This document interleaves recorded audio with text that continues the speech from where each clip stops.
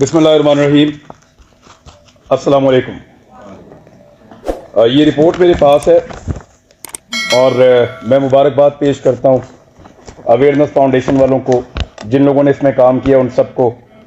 मैंने रिपोर्ट को अभी पढ़ा है और मैंने थोड़े दिन पहले भी इसको देखा था। मुझे इसकी एक कॉपी, मुझे ये सहूलत मैसर आई कि पहले मिल गई थी। मैंने इसको पहले भी पढ़ा था और ज़बरदस्त काम हुआ है अल्हम्दुलिल्लाह, और ये काम जारी रहना चाहिए। मैं एक चीज़ की उम्मीद करता हूँ और दुआ भी करते हैं भट्ट साहब कि अगले साल ये जो लिस्ट है सहाफ़ियों वाली, ये छोटी होगी और हम यहाँ पे ज़्यादा लोग बैठे होंगे। लोग इसमें कम हो गए और हॉल में ज़्यादा होंगे। मैं इस बात की उम्मीद करता हूँ। मैं क्योंकि तनकीद करता हूँ बहुत खुलकर, और मुझे आदत है बहुत खुलकर बात करने की, तो मैं उन सबको वेलकम करता हूं जो भी तनकीद करना चाहता है। बहुत अच्छी बात है, डिस्कस कीजिए हमारे कंडक्ट को और हमें भी करने दीजिए फिर। लेकिन किसी को यह हक नहीं पहुंचता कि वो मारे, वो डराए, वो जबर करे। यहां सब लोग ये बात कर रहे थे कि इकट्ठा होना पड़ेगा, यूनिटी होनी चाहिए। मुझे वो सिंपली एक दो लाइनें याद आ गई कि जबर का मौसम कब बदलेगा, जबर का मौसम कब बदलेगा, हम बदलेंगे तब बदलेगा, और बदलेगा, जरूर बदलेगा। मैं कुछ चीजें बड़ी क्लियर कर देना चाहता हूं अगले 2-4 मिनट के अंदर, कोई गलतफहमी रहे ना, खुलकर बात कर लेते हैं। हमारे ऊपर पर्चे देने की औकात पॉलिटिशियंस की नहीं है। ये क्या बेचते हैं, पर्चा देंगे हम पे, कमजोर लोग, बुज़दिल। ये इमरान खान पर्चा करवाएगा, नवाज शरीफ करवाएगा, आसिफ जरदारी पर्चा करवाएगा हम पे। ये औकात है पर्चा देने की इनकी? भट्ट साहब नहीं करवा सकते ये। इनकी क्या जरूरत है कि हमारे ऊपर पर्चा करवाएं? पर्चा मेरे पे हो या मीर शकील पे हो, अरशद शरीफ पे हो या साबिर शाकिर पे हो, समी भाई पे हो या भट्ट साहब आपके ऊपर हो या जमीर भाई आपके ऊपर हो, ये नहीं करवा सकते पर्चा। ये जो पर्चा हमारे ऊपर होता है ना, बगावत का, गद्दारी का, इसके कॉपीराइट ही नहीं है पॉलिटिशियंस के पास। हर चीज के कॉपीराइट्स होते हैं ना। ये जो रियासत से बगावत का और गद्दारी का मुकदमा है, इसके कॉपीराइट इन सियासतदानों के पास नहीं है, वो इनके अब्बा जी के पास हैं, पाकिस्तान की एस्टेब्लिशमेंट के पास हैं कॉपीराइट्स। गद्दारी का पर्चा, बगावत का पर्चा, वो हम पे करवाएंगे। दुनिया के किसी मुल्क में ये पर्चे नहीं हो रहे, क्योंकि सब मुल्कों को इस बात का यकीन है कि उस मुल्क में रहने वाले शहरी उस मुल्क के वफादार हैं। सिर्फ पाकिस्तान के अंदर एस्टेब्लिशमेंट को इस बात का शक अभी बाकी है कि यहां पे गद्दार भी हैं और बागी भी हैं। क्यों शक करते हो? क्या मसला है आपका? ये कहना चाहिए, वो नहीं कहना चाहिए, सवाल ही तो पूछते हैं। हम करते क्या है? यानी अजीबो गरीब किस्म के स्टैंडर्ड्स पाकिस्तान में बनाए हुए हैं। मैं कुछ चीजें आपके सामने रख देता हूं। पाकिस्तान की एस्टेब्लिशमेंट से खुली खुली मैं सामने बात कर देता हूं। आप गैरों की जंग में हमें धकेल दें तो आप मुहिब्बे वतन हैं, और हम आपसे ये पूछें कि इतने सारे बंदे क्यों मारे जा रहे हैं, तो हम गद्दार भी हैं और बागी भी हैं। आप बंद कमरों के अंदर फैसले करें इस मुल्क के 22 करोड़ अवाम के, तो आप मुहिब्बे वतन हैं। हम आपसे पूछें कि उन फैसलों के नताइज पे नजर देखिए, बताएं कि ये हालात क्यों हुए, तो हम गद्दार हैं। आप पाकिस्तान में बार बार रजीम चेंज ऑपरेशंस करें, मुंतखब हुकूमतों को गिराएं, तो आप मुहिब्बे वतन हैं। हम आपसे पूछें कि ये क्यों किया, तो हम गद्दार भी हैं और हम बागी भी हैं। आप वजीर आजमों के इंटरव्यूज करें और फैसला करें कि इसको बनाना है और इसको नहीं बनाना, तो आप मुहिब्बे वतन हैं।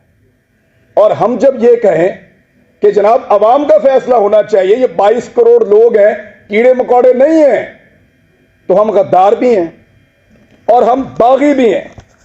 यानी आप बगावतों के और गद्दारियों के मुकदमे दर्ज करवाएं जो पूरी दुनिया में नहीं हो रहे। और जब हम आपको यह कहें कि क्या हम बागी हैं, तो उस पर भी हम बागी हैं, उस पर भी हम गद्दार हैं। यानी अजीबोगरीब किस्म का क्राइटेरिया बनाया हुआ है। आप हमारे लिए हमारे मुल्क की जमीन को तंग कर दें तो आप मुहिब्बे वतन हैं, और हम अपनी जमीन पे आजादी से रहने का हक मांगें तो हम गद्दार हैं, हम बागी हैं। आप खुदा ना खास्ता कभी हार भी जाएं तो आप मुहिब्बे वतन हैं, और हम आपसे पूछें कि हुजूरे वाला ये क्या हुआ था, तो हम गद्दार हैं, हम बागी हैं। आप किसी एक तजर्बे में नाकाम हो जाएं तो आप मुहिब्बे वतन हैं, और हम सिर्फ नाकामी की निशानदेही कर दें तो हम गद्दार हैं, हम बागी हैं। हम हंसे तो गद्दार हैं, रोएं तो गद्दार हैं, बोलें तो गद्दार हैं, चुप रहें तो गद्दार हैं, बात करें तो गद्दार हैं, ना करें तो गद्दार हैं, हम सवाल करें तो गद्दार हैं, जवाब मांगे तो गद्दार हैं, जवाब ना देने पर रिएक्ट करें फिर गद्दार हैं। क्योंकि हम पैदा हुए हैं हुजूर गद्दारी के लिए। हमारे गलों में ना तख्तियां डालो और हमें चक्कर लगवाओ पाकिस्तान के गद्दार लिखकर, हमारे माथों पे लिखो गद्दार, इधर या लिखो या गोली मार दो, हमारे लिए वो ज्यादा आसान होगा। तकलीफ होती है। अरशद शरीफ ने किसके लिए आवाज नहीं उठाई थी? आप सारे गवाह हैं। जिसको मार पड़ी वो उसका शदीद तरीन मुखालिफ होने के बावजूद कहता रहा कि गलत मारा। तो तकलीफ होती है ना। भट्ट साहब नाकामी थी हमारी, उसका हम पे एतबार खत्म हो गया। भट्ट साहब उसको पता चल गया अब उसका बोझ नहीं उठा सकते, वो इसलिए मुल्क छोड़ के गया था। उन्होंने पता लग गया ताड़े तो गल उत्ते हुण, हम पे उसका एतबार खत्म हो गया था।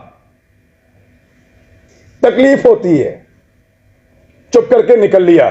इन्होंने मजाक उड़ाया उसकी तस्वीर दिखा दिखा कर, हमारे इख्तलाफात को हमारे खिलाफ इस्तेमाल किया, हमारे लोगों को तस्वीर भेजी कि ये देखो भाग रहा है, फोटो लगाओ सोशल मीडिया पे, गंदा करो इसको, भाग रहा है। और बुज़दिल नहीं था। बुज़दिल होता तो तुम्हारे साथ डील करता, तुम उसकी मिन्नतें कर रहे थे डील के लिए। रोज उसे कहते थे कि आओ बात करें, रोज उसे कहते थे कि आओ सरेंडर करो हमारे सामने। उसके बच्चों को थ्रेट, उसकी फैमिली को थ्रेट। अकेला था, उसको पता था सबको उसने अकेले ने संभालना, कोई और तो नहीं था उसके साथ। जाओ पूछो उसकी मां से, मैं मिलकर आया हूं उस दिन। सारी बातें करने के बाद, पूरा हौसला देने के बाद, आखिर में वो कहती है कि अरशद तो नहीं है ना, जो कुछ भी हो अरशद तो नहीं आएगा। अब हम पे उसका एतबार खत्म हो गया था, इसी काबिल हैं हम पे भरोसा नहीं था उसका, इसलिए वो यहां से गया। बुज़दिल नहीं था, हम नकारा हो गए थे, हम उसको नहीं बचा पाए। मैं अभी थोड़ी देर पहले मैं मोटरवे पे आ रहा था, मैंने एक वीडियो रिकॉर्ड की। मुझे इत्तला दी गई कि आप इस्लामाबाद आएंगे तो पकड़ेंगे, तो मत जाओ। तो मुझे दो वजूहात समझ आई, या तो कोई ये चाहता है कि मैं यहां के बात ना करूं, या हो सकता है वाकई पकड़ ले। तो मैंने एक वीडियो छोटी सी रिकॉर्ड करवाई, इसलिए कि अगर मैं पकड़ा गया तो ये लोगों तक पहुंच जाएगी वीडियो, और मुझे जो इत्तला दी है, कैसे दी है, किसने पकड़ा, ये भी पता चल जाएगा। मैंने अपने बच्चों से भी माफी मांगी। मैं एक साल में उनको कोई किसी एक मौके पर भी जो मैं उनके साथ टाइम गुजारा करता था, मुझे वो मौका ही नहीं मिला।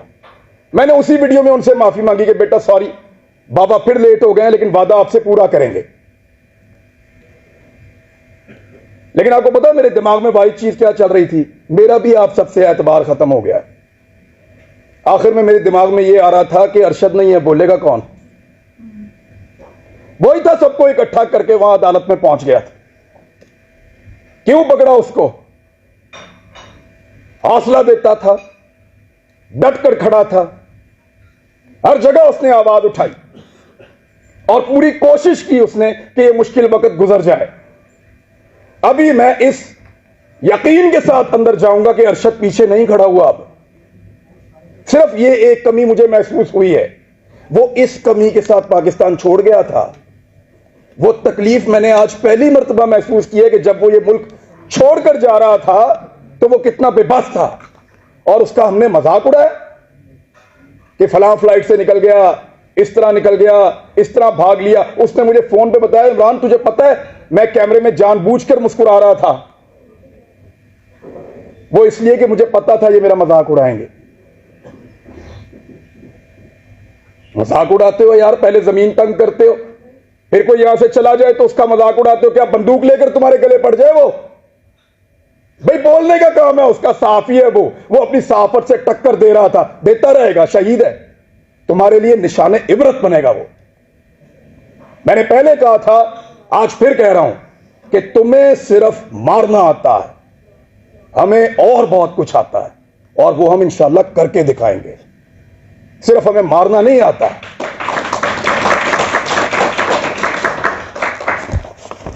दबा दबा के और जिसको दबाया एस्टेब्लिशमेंट ने दबाया। अहमद मीर का प्रोग्राम में बड़ा खुश था उस दौर में जब बंद हुआ, क्योंकि हम भी एक अजीबोगरीब दुनिया में रहते थे। माशरत उलूम की किताबें पढ़ के आए हुए थे, लगता था सारे हीरो हैं, एस्टेब्लिशमेंट पाकिस्तान की बहुत वफादार है। सच्ची बात है, किसी की आंखें पहले खुल गई, किसी की बाद में खुल गई, लेकिन अच्छी बात है खुल गई। लेकिन मफादात की पट्टी बांध के कभी आंख बंद नहीं की अल्हम्दुलिल्लाह। कभी इसलिए आंख बंद नहीं की कि मफादात की उसके ऊपर पट्टी बंधी हुई थी। जब मुतीउल्लाह जान पे हमला हुआ, मैं क्लिप आप सबसे शेयर कर दूंगा, मैंने मुजम्मत की। वो बच्चा जिसके घर के अंदर घुस के मारा, जिसके साथ आपका केस चल रहा था, मैंने मुजम्मत की। जब अफसार आलम पे गोली चली तब मुजम्मत की, सब रिकॉर्ड के ऊपर मौजूद है। हामिद मीर के ऊपर गोली चली, मुजम्मत की। लेकिन हामिद मीर ने अपने मुंह से कहा था, मेरे भाई ने, कि मेरा प्रोग्राम सियासतदानों ने बंद नहीं किया। इमरान खान की क्या औकात है, बंद तो उन्होंने किया है। अब बोलता है इमरान खान से बदला लूंगा। अपने मुखालिफ को पहचानिए, फिर इकट्ठे हो जाएं, तो शायद आपकी जान छूट जाए, वरना ऐसे ही इसी तरह हमारा वक्त गुजरता रहेगा। मैं सिर्फ एस्टेब्लिशमेंट को एक बात कहना चाहता हूं कि हुजूर आपका मर्तबा, आपका रुतबा बहुत बड़ा है। ये बहुत छोटे छोटे काम है जिनमें आप पड़े हुए हैं। ये छोटे छोटे काम हमें करने दें, एतबार करें हमारे ऊपर कीड़े मकोड़ों पे, हम गद्दारों को ये मुल्क चलाने दो। आप मुहिब्बे वतन है, बहुत बड़े लोग हैं आप, बड़े बड़े काम किया करें आप, आपका रुतबा बहुत बड़ा है, बड़ा मुकद्दस काम है आपका, हम उसकी कदर करते हैं, यूं सलूट करते हैं आपको, खुश होते हैं आपको देखकर। लेकिन ये छोटे छोटे काम हमारे लिए छोड़ दीजिए, हमारे लेवल पे मत गिरिए। आप बीच में से निकल जाए ना, तो इन सब माफिया को हम संभाल लेंगे, मीडिया वाले। बस आपके खिलाफ बोलने को जुर्रत की बात नहीं है, दिल नहीं करता, खुदा की कसम दिल नहीं करता, खुदा की कसम दिल नहीं करता। डरते वरते नहीं है, पता है आपको, बुज़दिल नहीं है हम। क्या करोगे, गोली मार दोगे, मार दो। डरते नहीं है तुमसे, तुमसे प्यार करते हैं, तुम्हारी कदर करते हैं। डरो उस दिन से जिस दिन हमारे अंदर से यह जज्बा खत्म हो जाएगा। हम प्यार करना चाहते हैं, कदर करना चाहते हैं, हमें मत धकेलो, दीवार के साथ मत लगाओ, और यह ड्रामा बंद करो। पाकिस्तान के फैसले पाकिस्तानी करेंगे, पाकिस्तान के फैसले हम करेंगे। यह हमारा राइट है, लोगों का राइट है, डेमोक्रेसी ये कहती है। ये बंद कमरों के अंदर ड्रामे बंद करो। पाकिस्तान को तजुर्बा, मैं बचपन से पढ़ रहा था, लिखा हुआ था, इस्लाम के लिए तजुर्बागाह बनाएंगे पाकिस्तान को। हमारे लीडर्स ने यह बताकर पाकिस्तान बनाया, वो किसी और चीज की तजुर्बागाह बना दिया पकड़ के। इसको पकड़ लो, उसको नंगा कर लो, उसको डंडे मारो, उसके कपड़े उतार दो, उसको घसीट के वहां पे ले जाओ, इसको जगाते रहो, इसको शहरों में फिराओ। अजीब ड्रामेबाजी है। वो ये मुल्क है, क्या बना दिया आपने इसको? आपके अपने घरों में बच्चे नहीं है? यानी हमें डिवाइड करके हम पे रूल कर रहा है। पहले गोरा कर रहा था, अब एस्टेब्लिशमेंट कर रही है। इससे अगर निकलना है ना तो एक बार सोचना पड़ेगा। मैंने यहां किसी को तनकीद का निशाना नहीं बनाया, मैंने सिर्फ बताया है कि वो कौन है जो हम सबको डैमेज कर रहा है।